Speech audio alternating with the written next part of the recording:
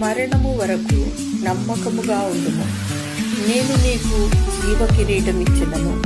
ప్రకటన గ్రంథము 2వ అధ్యాయము 10వ వచనం.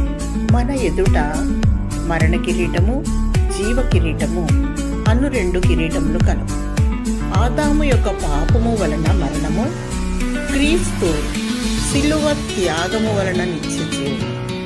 నేడు ప్రభు ప్రేమతో మిమ్మల్ని చూచి, నా కుమారుడా, నా కుమార్తె, నేను నీకు జీవ కిరీటం ఇచ్చుచున్నాను అని ప్రభు చెప్పుచున్నారు. లోకమంతయు పాపముతోనూ శాపముతోనూ వ్యాధి మరణ భయములతో పడి ఉన్నది. పాపము వలన వచ్చు జీతము మరణం, విశ్వసించువాడే నిత్య జీవము కలవాడు. నిన్నును నీవు పంపిన యేసు క్రీస్తును ఎరుగుటయే నిత్య జీవము. దేవుని బిడ్డ, నీకు జీవ కిరీటం ఇచ్చుటకు క్రీస్తు మరణ కిరీటమును అంగీకరించెను. క్రీస్తు మరణమునొందినట్లు తన ప్రాణమును ధారపోసెను. ప్రభువును ప్రేమించువారు వాగ్దానం చేసిన జీవ కిరీటమును పొందుదురు.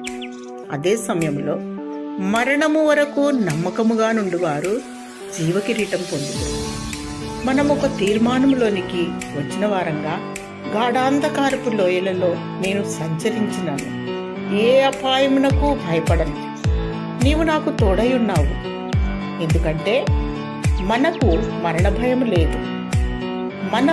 మన పక్షముగా ప్రభువే ఆ భయమును తొలగించి, దేవుడు నిన్ను బలపరిచి నీ విశ్వాసమును ఘనపరిచి నీకు జీవ కిరీటం ఇచ్చునుగాక.